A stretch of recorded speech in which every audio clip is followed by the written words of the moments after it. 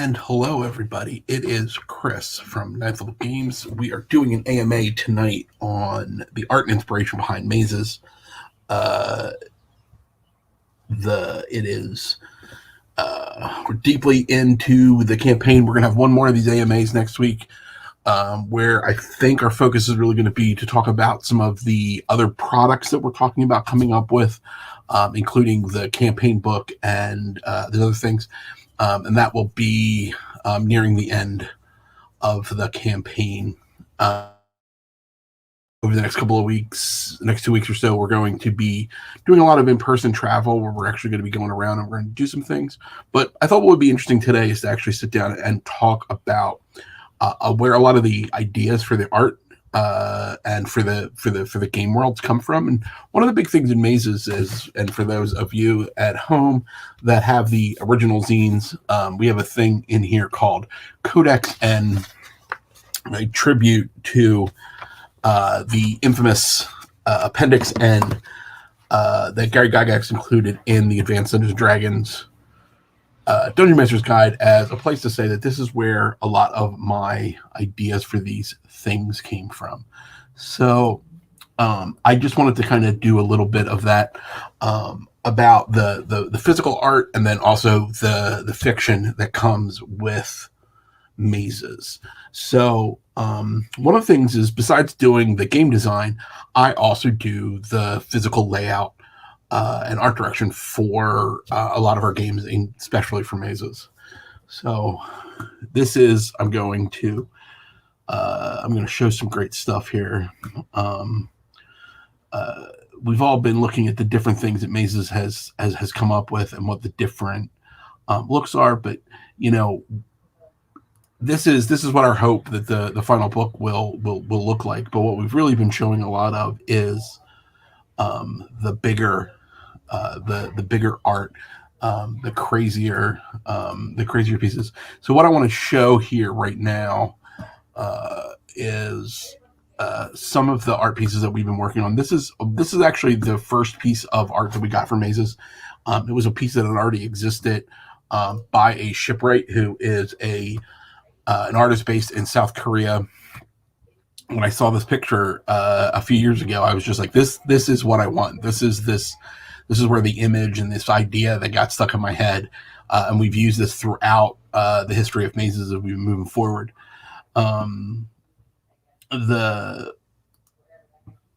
We actually decided and made some focuses, and I'm going to share my screen if I can learn how to use my technology. If I can share screen one, yeah. This has been this is the art that's going to grace the piece, and getting to this, this is obviously inspired by the piece that you just saw that is part this idea of the door. Which is really just a metaphor. We don't really expect people to be seeing floating doors in their mazes games. But the thing that's really fun about this is this art style is coming from a bunch of different places. And this artist is Justine Jones, who is a fantastic artist here in Philadelphia. And when we had seen some of the work that she was doing, we were just really excited about it. And it was really some of that work was for DCC, Dungeon Crawl Classic. Some of it was for she did a secret lair drop for Wizards of the Coast for Magic the Gathering. That was really exciting and really neat. And so I actually just sent Justine a whole bunch of source images that were stylistically what I thought was really interesting, and where Adriel Lee Wilson and myself were thinking about the different art content. So probably the biggest influence on what we wanted the visual style of this to be is an artist named Jeffrey Jones. does a lot of covers. These are the different works. You can definitely kind of get the vibe for, this is a piece that, I absolutely love.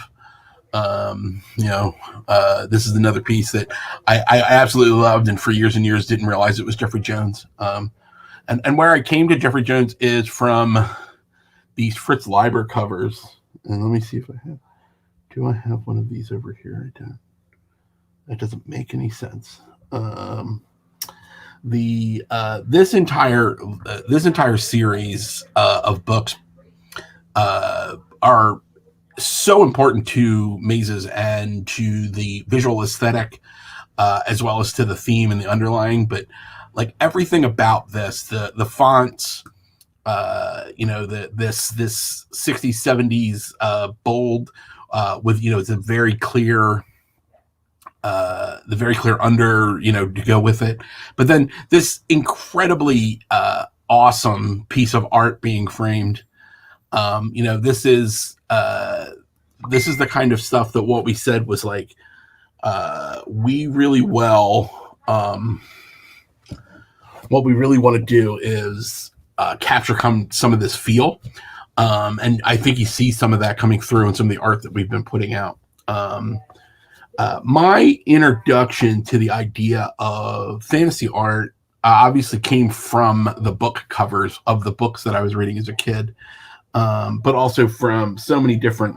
So one of the most important books when I was young for me was Raymond D. Feist's Magician Apprentice, and then this entire Rift War series. And it's one of those things that I absolutely love, because one of the things that book covers do so poorly, especially in the fantasy world, especially at this time, was capturing something that actually was in the book. Like you would look at the cover and then that was never what was actually going on inside. But so this is one of those books that's just like, this is the spirit of Dungeons and Dragons. This is the spirit of what's going on. And that style, that bombastic piece is definitely feel it. But this is stuff from the 80s. This is stuff that I grew up with. I started playing Dungeons and Dragons in 1983, and in 1983, this is what Dungeons and Dragons looked like, and it's never going to look better than this, right? A Larry Elmore painting, one of the most iconic pieces of fantasy art I think of all time. But even this piece went through like all these alterations. This is what the original Larry Elmore piece was supposed to look like, and I want to see this finished painting. I want this on the red box, because this really does sum up that visual style that we're going for in this idea. And I just love this. I love this unfinished look. I like this.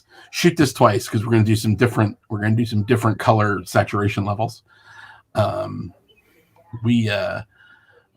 like to do an homage to this picture at some point. But so in 1983, that's the kind of stuff that I was looking at. But what I was really, really trying to create in all the work that I did and everything that came after it is I was really just trying to be these guys, right? I was trying to be the Dungeons and Dragons cartoon, which is one of my all-time favorite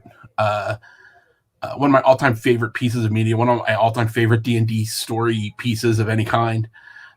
This, super iconic look. This is part and parcel of what we were trying to get to and what we're continuing to try to get to, with this feel. So I do see that we're getting some questions.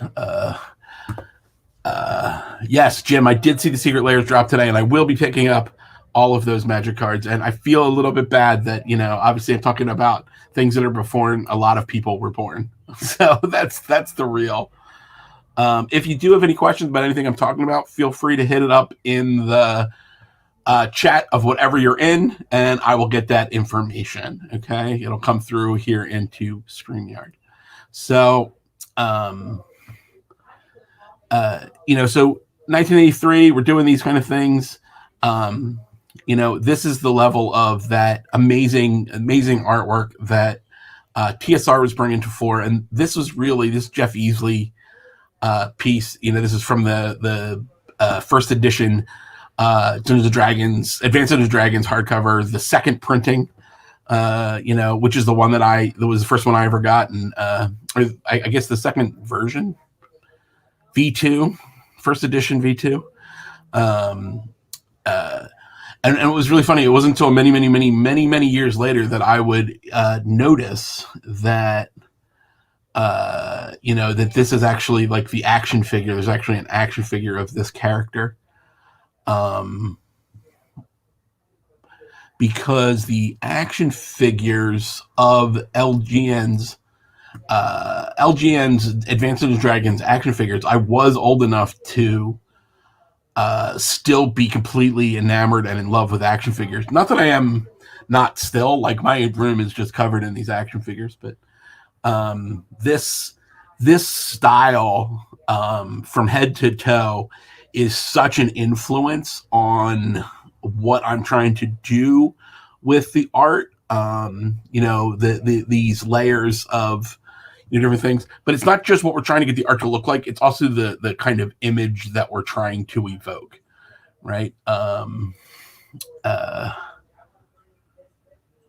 The image, this idea of a posable player character, the War Duke evil fighter, and you can't see his face, and this completely amazing, half his body in armor. This is that vibe. This is that feel that I think that we are trying to lean super heavy into moving forward.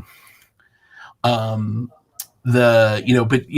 from that cartoon side, then moving again into this like super kind of sketchy, super kind of dirty art. Another big frame was all of the science fiction paperbacks, and one of my favorites is the Solistra series from Janet Morris. So this is like that late 70s look that morphs into this early 80s look, and the actual, like, I'm trying to capture this feeling not just in the boldness of the covers, but also the choice and selection of the the color palettes. If you look here, you'll see here's a 4-book series and it's got 4 colors. I wonder where you've seen that before. Down to like these different kind of applications for the fonts. This is really that drive.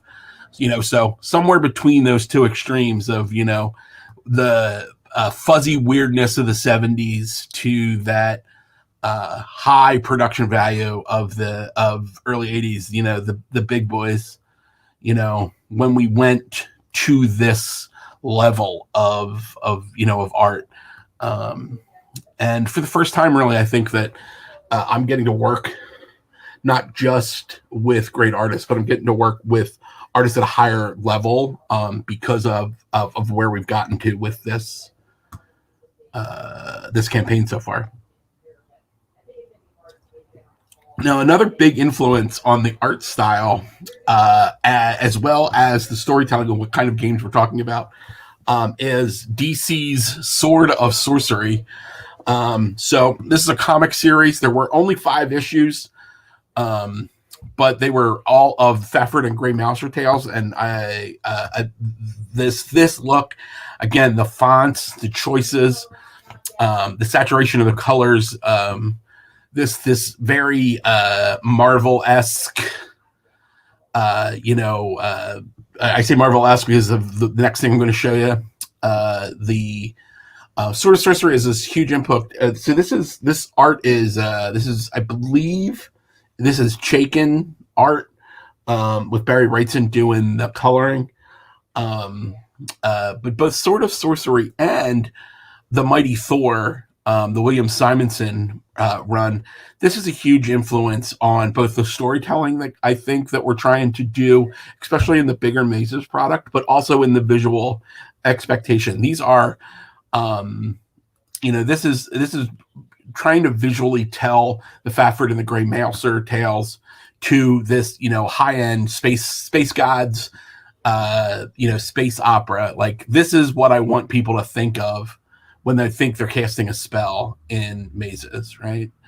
when they're making their big attack in mazes. This is that's where we're really trying to focus and to push on. But when we talk about it from a visual style and so Zane had a 70s fantasy art was just a different beast, and that's just super real. The fantasy art of the 70s was really focused on definitely more vistas and this kind of like insane piece, but at the same time, impressionistic almost, right? Another great question, or another great statement here, a question from Nathan Trail. Is the big color piece going to be in the book, or is it just the DM screen? So it's going to be the DM screen, and it is going to be the inside cover pages of the hardcover. So the end papers, if you are of a certain age and you can remember the Time Life books, then we talk about the end papers, the glorious end papers. So like, again, what we're going to have is you're going to have a cover here, and then when you open it, the end papers are going to be this giant picture, and it's going to be 2 panels here and 2 panels here. So the book itself is going to be on like a cream stock with black writing and hopefully maybe potentially color underneath of it, but it's going to be black and white with a shipwright black and white art throughout, and then that Justine Jones piece. So like you'd be able to open the book like this and actually see the whole piece, or you'll be able to see it on the giant screen. Sweet. So like when we're talking about the art, and I mean, I think that the art is a huge part and feel. These large, bold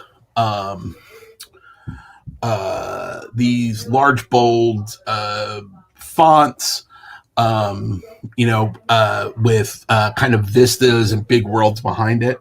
But with pieces in the forefront, that there's a lot of detail, just like the game, I think. So I mean, that's the visual style, and that's what I think that we're really going for. And I'm hoping that maybe we get a little more Justine art over the years as we move in. I'm already talking to some artists about the next set of Mazes project. So, which is interesting because when we do Dark Tower, the art's already done. So we're working in the other direction. We're not creating new art to support it.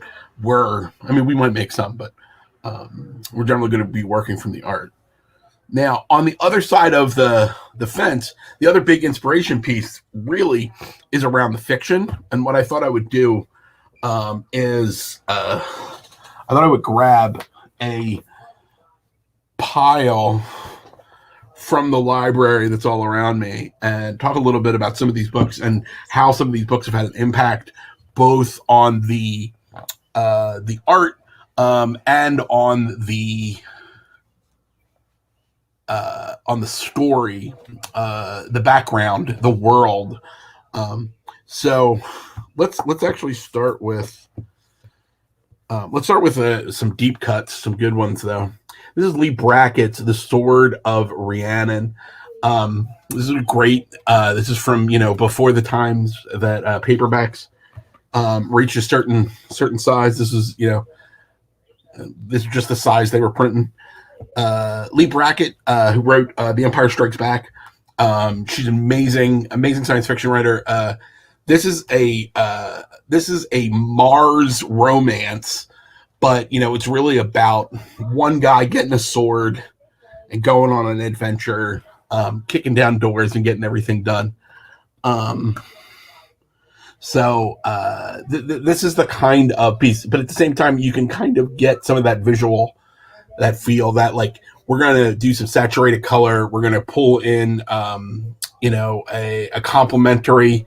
I happen to love the green. Might be a little washed out for you there. It's green on this pink. It's absolutely gorgeous. Especially for a book. Let's see, when was this?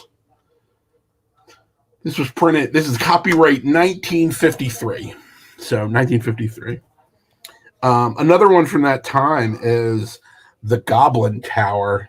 And this is a book that has been, I think, like completely forgotten. And yet, the Goblin Tower is the first book. There's kind of a series after it called The Reluctant King. This is Elsbrag de Camp, and it's a series about a guy who is he's running away from being king because at the end of your term as king, they chop your head off. And he goes on a bunch of adventures. And this feels more like Dungeons and Dragons than anything else I've ever read than in Dungeons and Dragons. And, this is on Appendix N. And I just think this is a super, super, super great example of what we're doing. And again, it's back to this, like, the background is just like fading away. We're just going to focus on this one foreground element. So stylistically, color wise, definitely in what we're trying to do.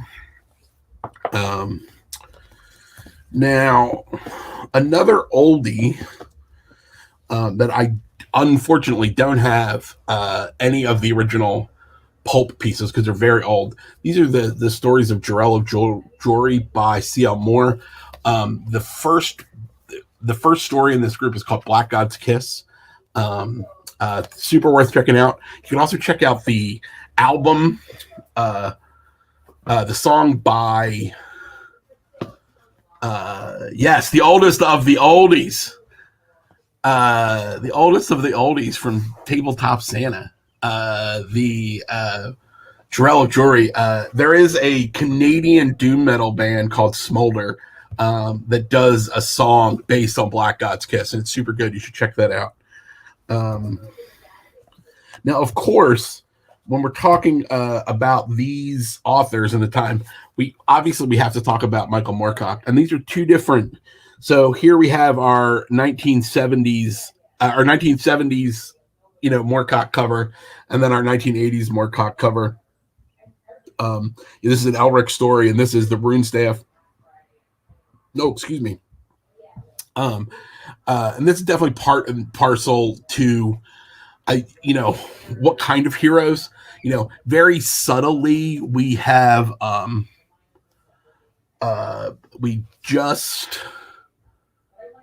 very subtly we included Elric in the Mazes books without telling anybody. Because really, this next to this, which I talked about being like one of those like the most D&D kind of feel of the story. Michael Moorcock's, especially a short story, are the like, hey, this is what I want the experience of playing. I am this hero, and I'm going on these adventures, and maybe I don't want to, but I'm gonna get those done.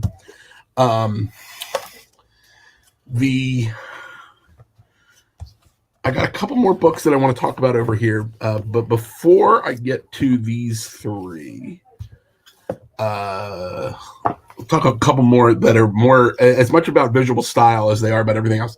So this is Kothar and the Wizard Slayer by Gardner Fox, and this is another one of those.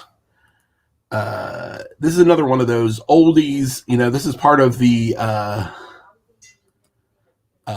This is one of those pastiches in the Conan books that aren't about Conan. The story of the death of magic by Gardner Fox. I visually the style of these small tiny old paperbacks. This is when I find these on a shelf. That's the experience that I want people to feel when they're playing a Mazes game. Where they're really, each one of these is its own story, even though you might find and piece a couple of them together and really get a great experience. Another great from the visual styling pieces, The Shadow of the Torturer by Gene Wolfe. Use this as a stand-in for all of the Dying Earth books as well. It's this visual style. everyone's going to wear a mask, right? Like that's kind of we're all too cool. Now, of course, I've talked a whole lot about the fact that Mazes is built on the fiction that came before Dungeons and Dragons, but at the same time, it's also built on the fiction that grew out of Dungeons and Dragons, because these are the things that I grew up reading. These are the things that were important. So this is Quag Keep. This is literally a book about Dungeons and Dragons. Andre Norton, she actually played Dungeons and Dragons and then wrote this book.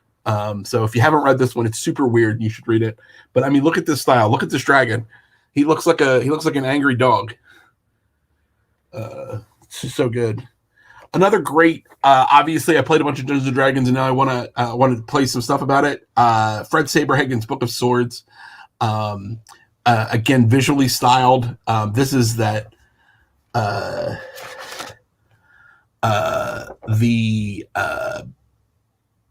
this is this idea of all of the characters are important and bigger than the story. Nobody's just, it's not just a farm boy. It's like, I have a sword that can destroy the world. And this is the kind of storytelling. And I remember when these books were coming out in paperback, because they had a run like as like trade paperbacks, and then they were so they all had this like really extensive visual component that was like sort of missing from everything else. And collecting these in the science fiction book club, a horror that children will never have to deal with again. Now, another part that's not Dungeons and Dragons that is super important to Mazes is game books. And this is the Ian Livingstone's Death Trap Dungeon. This is a classic. The big illustrated with these wonderful black and white line drawings. This is a lot of visual styling that I absolutely super love, and really trying to pull some of this coloring, the choose your own adventures, these are the Fighting Fantasy line, and this was the British one. Really amazing. Definitely a real big influence. But the most important one for me is Dungeon of Dread. And Dungeon of Dread was by Rose Estes. It features this amazing piece of Easley art, or Elmore art. This is Elmore art. And I've read this book as an adult and loved it as many times as I've read it as a kid. I own like 10 copies of this. And I want to show you a real little thing. So there's this just little, at the end, the bottom of pages, they have this like, little trace line with a jewel in it. And this is the kind of visual plays that we're doing in the Mazes hardcover. Dungeons of Dread. The illuminations. That's Tabletop Santa just said the minor illuminations on the pages. Illuminations. That's what we're doing. We're going for those little tiny illuminations. I would love to sit and talk about all of these books, and if people have any series or things that they think that are interesting, either from an art or a piece, and you want to ask about it, please give me a hit up, because I only have one more book to talk about. I did see that there was a great question here from our good buddy Tabletop Santa. What about John Carter, Warlord of Mars? So I love John Carter. It definitely was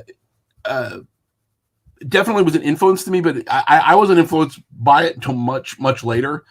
For whatever reason, the early 80s, late 70s was definitely, the last real big time, until Disney completely screwed up John Carter. Like, I don't know how you do that. But I am very interested to see a Mazes compatible polymorph game that would be a one-on-one game that would be like the Moorcock Eternal Champion or Warlord of Mars, where the idea is you play yourself and you wake up and you're on another planet, or whatever you're doing. So James Hildebrandt, the very good guy, Jim Hildebrandt. In general, how do you find about finding an artist for a particular book or piece is a great question. So I am very lucky in the fact that we are living in the golden age of finding artists. The easiest way to find an artist is to find a book, a project, an Instagram, and you're like, I like that artist's work, because you can probably contact that artist directly then, either through their own website or via something like ArtStation. A shipwright who does all of our interior art, he lives in South Korea. I've never had an actual physical conversation with him. All of our conversations are through ArtStation. And it works great, and we can do all that. We can do all those transactions. I've gotten to work in my career with a number of great artists. From especially on our board game products. So James Stowe, who did the art for Schrodinger's cats and Pavlov's dogs and Meeple Party. What a great guy. He's been a great artist to work with. Of course, the incomparable John Kowalik, who we worked with on Kobolds, Ate My Baby. And what we've done, Tina Bongiorno, who does our art for the Excellence of Business Wizards. When we find an artist that we like, we tend to think of them first when we have another product. And it's like, oh, well, that's going to be related to that, so we're going to use the same artist if we can.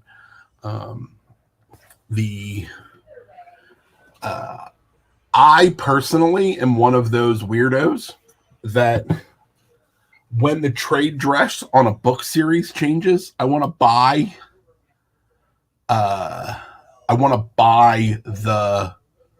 rebuy the entire series. And I know it's why they do it.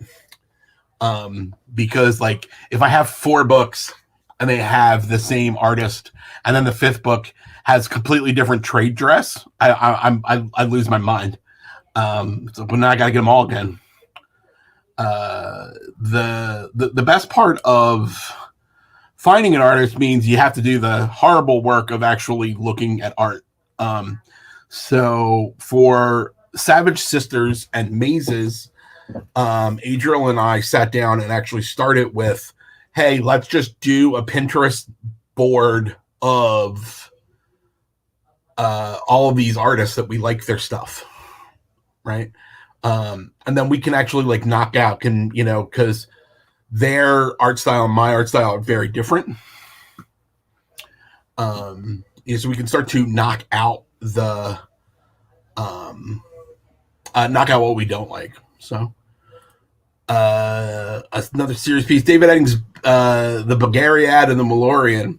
So I like those books. They are a little on the epic fantasy side from what we're doing, so they're not really in my my mazes point. But along that line and from that time period is Thomas Covenant, the Unbeliever. It's another series from that era that I actually really enjoy and really liked. I always did like the fact that Eddings, they had great treatments for all of the covers. All of the books, they had like a bold color with a frame and the image, and then the Belligerad, and then like the name of the book, and so it made you want to get into it. Something that I think has been lost in a lot of modern series that are either planned ahead of time as a series or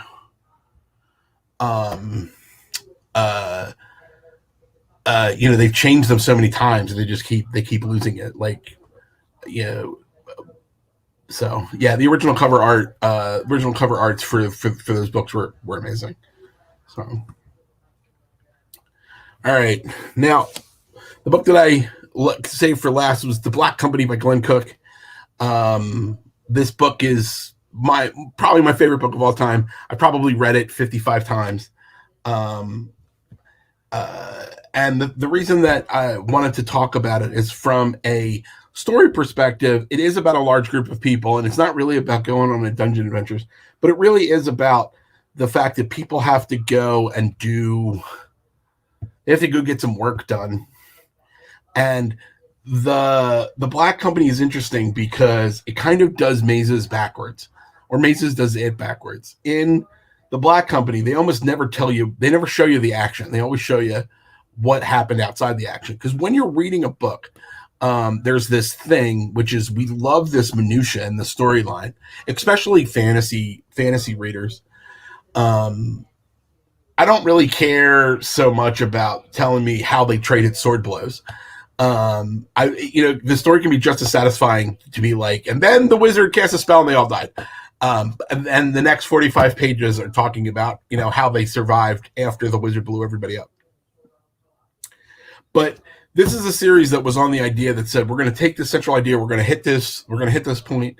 We're going to bring it down, from that epic, bring it down from that epic feel a little bit, and kind of get it a little dark and a little gritty. And that's what I really want to do with Mazes, from an inspirations perspective.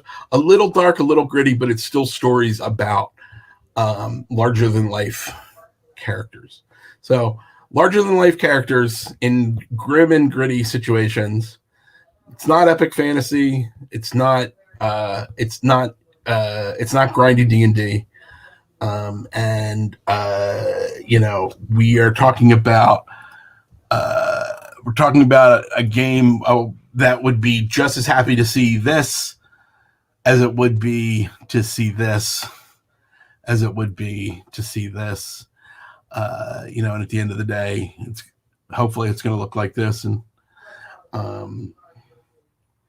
one last piece on that art, and then if there's any final questions. Describing action and fiction writing can be a pain sometimes when you talk about the parry, dodge, strike, repeat process to keep it engaging and exciting for the reader. Right. I super agree. That's kind of my, while that's fun to play, it's more important to me. I would rather have a page describing how cool the sword looked, so that I can put it in my head. You can just tell me that he killed that guy with it. One last piece of art. This is our hope for what the book's going to look like. And I wanted to show this book, which is The Arcanum, which is probably the book that I think in my head that this is going to most look like. Even though it doesn't look anything like this, it's just that I remember first time I saw this walking into a bookstore, trying to, walking into a game store. It was a bookstore, actually. I'm pretty sure it was Walden Books. And seeing this on the shelf and immediately being like, this is a thing I have to own. This is the role-playing game that I want.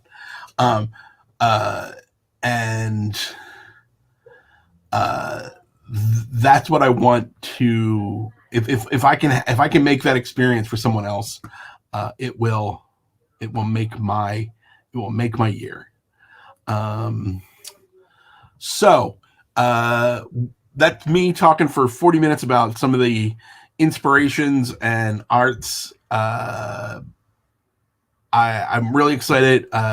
Totally blown away that people keep coming to listen to these things. Next week we're going to talk about the City of Skull, which is a campaign. I'm going to be doing testing for that in the second half of this year. We are, as of this moment, I think we're like 4 people away from unlocking that stretch goal. So I'm going to Kickstarter right now so we can plug it in and say we are 11 people away. Sure.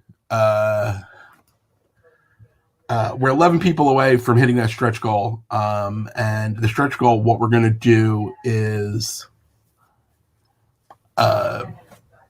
we're going to give everyone access to this book long before it comes out. And so we're going to talk about that campaign and the character classes and some of the weirdness that's going to be in this. And the main Mazes book is going to be like the like BECMI or like First Edition Dungeons and Dragons. It's going to be very world unspecific. And then this first campaign book is going to be like, here's how you make it specific to your game world. So thank you all for coming out. Thanks for listening. And stay frosty, my friends. We will see you next week. Thank you.